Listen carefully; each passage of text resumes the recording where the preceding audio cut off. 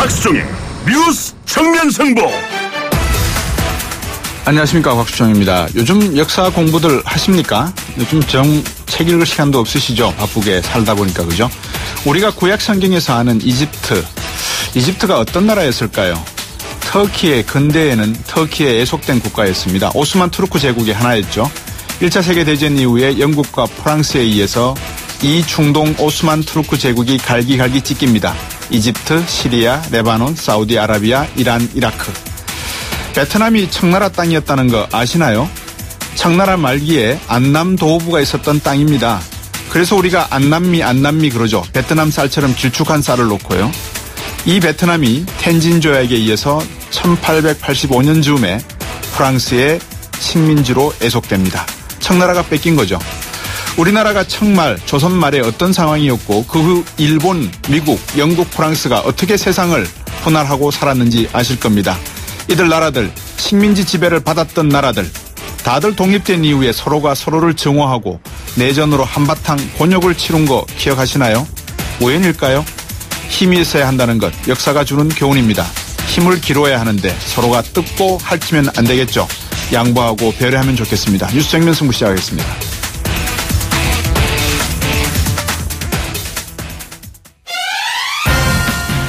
저희가 준비한 순서입니다. 이 살충제 달걀, 안전하다, 아니다, 위험하다. 누구 말이 맞나요? 정부는 정부대로, 소비자는 혼란이 또 가중되고 있습니다. 학계에서는 괜찮다. 일부에서 환경보건학회 소속 서울대 보건대학원 최경호 교수와 전화 연결해서 말씀 나눠보겠습니다. 오늘 한미 FTA 공동위원회 특별회의가 있었다죠. 조금 전 회의 결과 브리핑을 통해서 양국 이견만 확인하고 어떤 합의도 없었다는 소식이 전해졌는데요. 2부에서는 지난 2010년부터 2012년까지 한미 한중 FTA를 총괄한 최세경 전 FTA 교섭 대표 전화 연결해서 의견 여쭤보겠습니다. 워싱턴 DC에 있을 때 저하고 오랫동안 이야기하던 그런 분입니다. 3부와 4부에서는 이 이슈 동상이몽 같은 듯 다른 두 분 모시고 최근 정치적 이슈에 대해서 말씀 나눠보겠습니다. 경희대학교 노동일 교수님, 인하대학교 정책대학원의 박성빈 교수와 함께 살충제 계란 파동의 정치권 책임론, 그리고 문재인 정부 인사 논란에 대해서 짚어보도록 하겠습니다.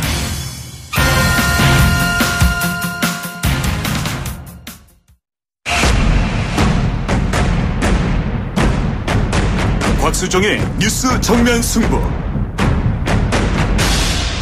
누구 장단에 춤을 춰야 됩니까? 정부 정단에 춤을 출까요? 아니면 학계 장단에 춤을 춰까요? 저도 방송에서 이야기를 말씀을 드렸습니다만 독일의 유해 관련된 정부기관에서 발표한 자료를 보니까 구체적으로 체중이 65kg 이상 성인의 경우에는 하루에 계란을 95개 정도 먹어야지만 유해하다. 이런 이야기도 나왔던 걸 제가 말씀을 드렸습니다.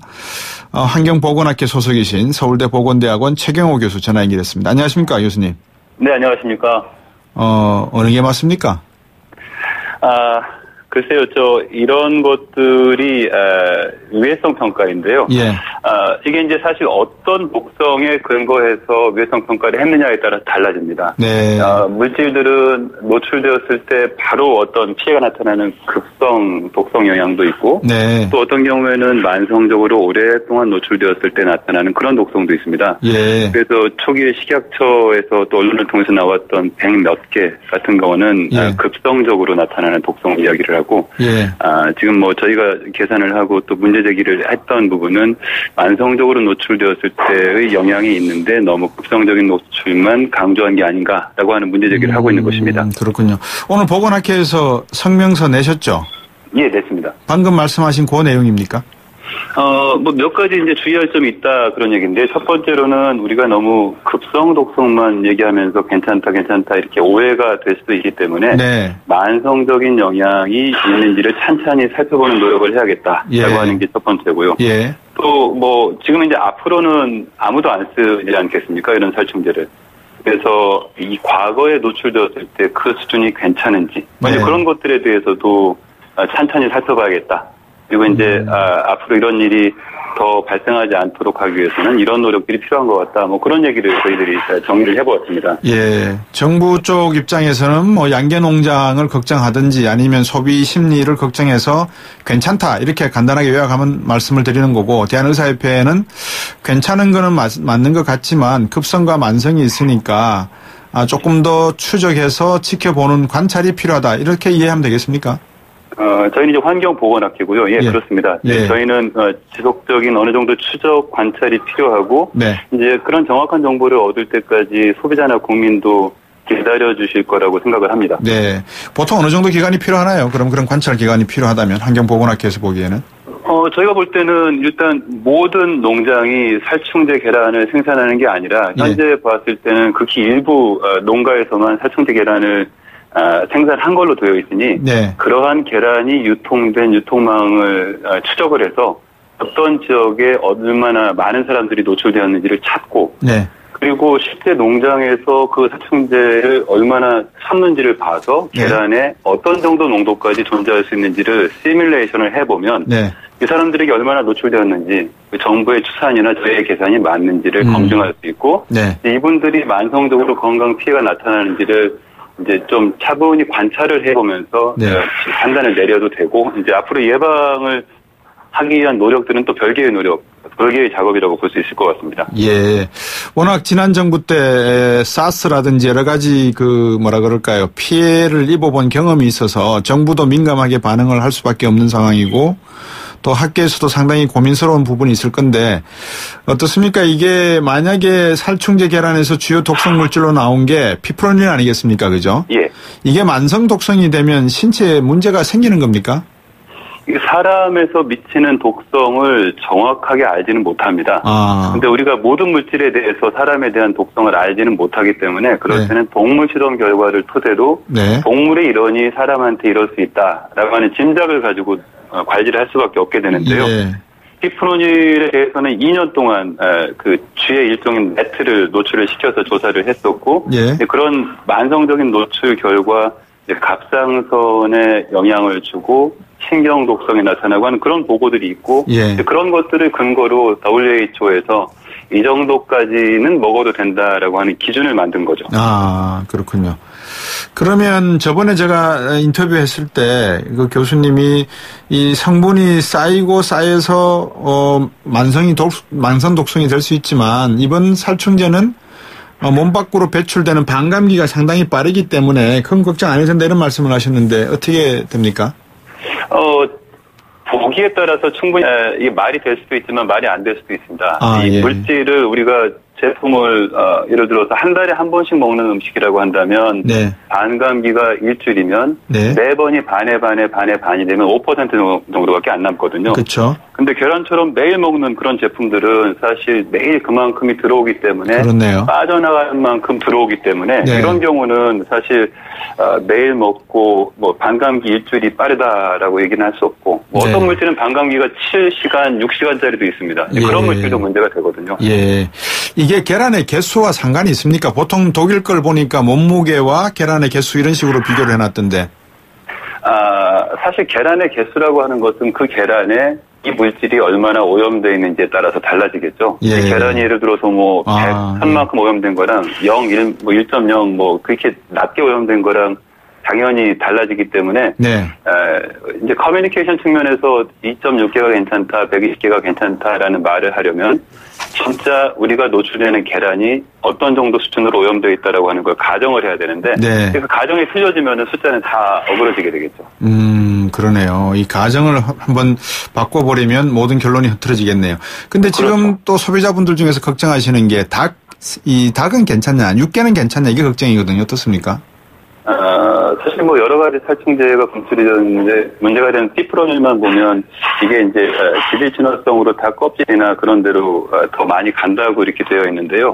대신 뭐 이 닭이 대개 우리가 먹는 삼계탕이나 이런 그런 닭들은 작은 얼마 살지 않은 닭이기 때문에 대개의 경우 그런 닭들은 뭐 약을 칠 기회가 많지 않아서 큰 문제는 안 될 것이다라고 보지만 이제 나이가 많은 닭이나 그런 닭들은 이제 많이 노출되어서 노출 농도도 좀 많을 수 있겠죠. 그래서 이 부분을 뭐 얼마나 있는지를 측정을 해보지 않고 안전하다 괜찮다라고 얘기를 할 수는 없지만 일반적으로 어린 닭은 상대적으로 괜찮다 그렇게 볼 수 있습니다.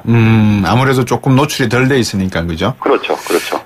최근에 이제 그 친환경 인증 농가가 많이 생기지 않습니까? 뭐 유기농으로 이제 재배하는 분들도 계시고 한데 38년 전에 사용이 금지됐던 DDT 성분이 검출돼서 이 농장주 이분은 상당히 억울해하시면서 당장 문을 닫겠다 이런 말씀을 하시는데 치지도 않은 DDT가 발견될 수도 있습니까? 그럴 수 있습니다. DDT는 우리가 살충제를 이야기할 때 1세대 살충제입니다. 효과가 너무 좋고 다 벌레를 잡을 수 있지만 단점은 벌레 이외의 다른 생물들에게도 영향을 주면서 환경에 오래 잔류를 합니다. 네. 그래서 모유에서도 검출이 되고 있고요. 그렇군요. 네, 그래서 이제 사실 환경에 오염이 되어서 이렇게 전이 되었다 충분히 이렇게 볼 수 있습니다. 예. 주변에 있는 다른 어떤 농가에서나 이런 데서 만약에 사용을 했다 그러면 전이 될 수 있다 이 말씀이군요. 아닙니다.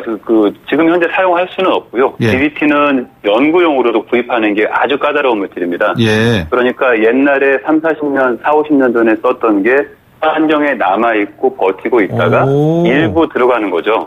40년 그러니까 동안이나 이렇게 남아있을 수가 있다는 것이죠? 그렇습니다. 그래서 사실은 이 부분은 살충제처럼 의도적으로 쓴 물질과는 달리 그냥 잔류하게 바탕으로 있는 그런 전리성 유기오염 물질에 대한 대책 측면에서 또 다른 축에서 봐야 되는 문제입니다. 네. 그럼 이거 DDT도 인체에 해로운 어느 정도 용량이 있을 건데 먼저 어느 정도 유해한 겁니까? 어떻게 나쁘게 영향을 주는 겁니까? 인체에? DDT는 사실 잘 알려져 있는 예를 들어서 유방암에 대한 우려라든지 그리고 환경 호르몬으로서의 작용이라든지 생태계에 미친 영향이라든지 그런 게 너무 잘 알려져 있는 물질입니다. 예. 그런데 이제 말씀드렸다시피 지금 당장 전 세계적으로 쓸 수 있는 곳이 아프리카 일부 말라리아가 있는 지역밖에 없고요. 예. 근데 그럼에도 불구하고 전 세계가 이 DDT 오염 때문에 아직도 고생을 하고 있고 그건 우리나라뿐이 아니라 모든 나라가 그렇습니다. 예. 이걸 정부가 DDT 검출 사실을 알리지 않은 이유가 무엇입니까? 그거는 잘 모르겠습니다. 그런데 제 생각에는 이 DDT 자체가 바탕으로 있을 수 있다는 건 웬만한 전문가들은 다 알고 있기 때문에요. 네. 이게 의도가 있었다고 저는 생각은 안 합니다만 이제 잘 모르겠습니다. 너무 낮고 기준치 이하이면서 살충제랑 관련이 없기 때문에 저도 정부라고 한다면 그걸 안 알린다고 하더라도 이해는 할 수 있을 것 같습니다. 그렇습니까? 방금 그 DDT의 어떤 유해성이 38년 동안이나 지속된다는 말씀을 들으니까 이게 참 원자력 방사능 물질 같은 경우는 어떻게 될까 걱정도 되네요. 근데 지금 정부가 반응하는 곳이 두 곳입니다. 아시다시피 농림식품부하고 식약처인데요. 서로가 지금 다른 결과를 가지고 이야기를 하고 있는 것 같아요. 이거 어떻게 대응하는 것이 옳을까요?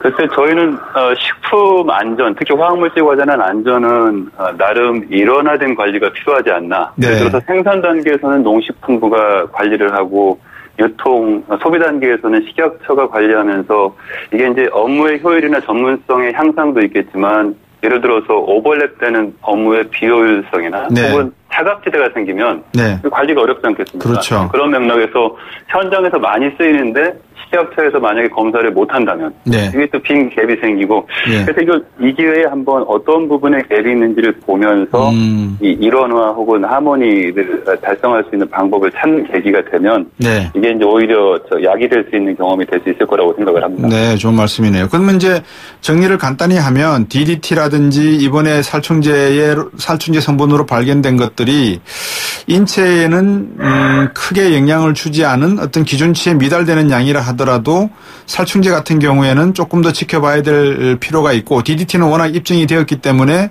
이 부분은 기준치 미달이면 상관은 없다 이렇게 결론을 내려도 됩니까? 그거는 조금 단순화된 결론이신 것 같습니다. 그러니까 아마 DDT 같은 경우에는 기준치 미만이더라도 사실은 다른 노트로 노출이 될 수 있기 때문에 좀 더 총체적으로 바라보면서 관리가 필요하지만 DDT는 일부러 쓴 게 아니기 때문에 사실 농가나 정부에서 노출을 관리하기 위한 노력이 아주 어려운 부분입니다. 그래서 사실 전 세계적으로 관리를 하고 있는 거고요. 살충제 같은 경우는 이 살충제 계란 같은 경우에는 만성 독성 측면에서 봤을 때는 꼼꼼한 검토가 필요합니다. 지금 현재 이게 기준치 이하다 이상이다 이렇게 하는 것보다 많이 노출된 사람들이 있을 수 있고 그런 분들에게 노출된 양이 얼마가 되고 이제 그런 것들을 좀 보면서 관리를 시작을 해야 될 때라고 생각을 합니다. 독일이나 이런 선진국 같은 데서는 방금 말씀하신 그런 임상실험이라는 표현이 좀 웃었습니다만 동물을 상대로 한 임상실험 결과에 대한 노출 정도, 빈도 이런 것들에 대한 연구 결과는 많이 나와 있습니까? 참고할 수 있는? 그러니까 그 물질이 얼마나 독성이 큰 물질인지에 대한 네. 상세한 독성 시험 연구 결과는 있고요. 네. 그리고 일부 이렇게 피프로닐 같은 물질을 공장에서 만드는 사람들에 대해서 네. 많이 노출되었을 때 이러이러한 그렇군요. 건강지가 있다. 그런 연구들도 되어 있습니다. 알겠습니다. 어떤 개선이 돼야 된다고 짧게 한번 말씀해 주시죠. 방지책으로서. 사실 저는 이게 그 식탁에 오염되어 있는 여러 가지 물질에 대한 관리를 개선할 수 있는 어떤 중요한 계기라고 생각을 하고요. 예. 그런 맥락에서 생산 현상이랑 유통, 소비 단계에서 이원화되고 있는 식품 안전 관리 체계 허점을 좀 찾아보고 관리를 개선하고 또 생산 현장에서도 제대로 생산할 수 있도록 돕는 그런 네. 특단 생산 행정 그리고 또 투명하고 객관적인 정보 전달 그런 게 정말 중요한 것 같습니다. 네, 좋은 말씀 잘 들었습니다. 오늘 고맙습니다, 교수님. 네, 감사합니다. 최경호 서울대 보건대학원 교수였습니다. 2부로 돌아오겠습니다.